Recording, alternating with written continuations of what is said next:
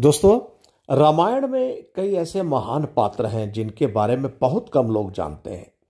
यदि मैं कहूं कि भगवान श्री राम का जन्म किस ऋषि के आशीर्वाद से हुआ तो बहुत से लोग नहीं जानते होंगे, परंतु पुत्र कामेष्टि यज्ञ कराने वाले उस महान ऋषि का योगदान कोई कम नहीं है।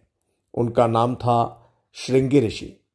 श्रृंगी ऋषि, जिन्हें ऋषि श्रृंग भी कहा जाता है, एक प्रसिद्ध ऋषि थे जिनका वर्णन वाल्मीकि रामायण में मिलता है। पौराणिक कथाओं के अनुसार उनका जन्म विभांडक ऋषि और अप्सरा उर्वशी के मिलन से हुआ था। उनके सिर पर सींग होने के कारण उनका नाम श्रृंगी पड़ा। श्रृंगी ऋषि को पुत्र कामेष्टि यज्ञ के विशेषज्ञ के रूप में जाना जाता है और उन्होंने ही राजा दशरथ के लिए पुत्र प्राप्ति के लिए यज्ञ किया था, जिसके परिणाम स्वरूप भगवान राम और उनके भाइयों का जन्म हुआ। दोस्तों, विभांडक ऋषि, जो कि एक महान तपस्वी थे, उन्होंने इंद्रदेव के हस्तक्षेप के कारण उर्वशी नामक अप्सरा के साथ विवाह किया था। विभांडक ऋषि की तपस्या को भंग करने के लिए इंद्र ने ही पहले उर्वशी को भेजा था।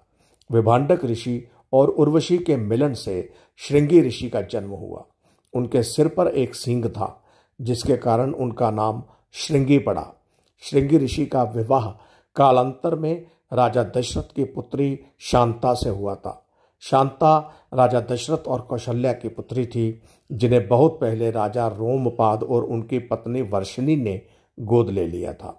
बाद में शांता का विवाह श्रृंगी ऋषि से हुआ।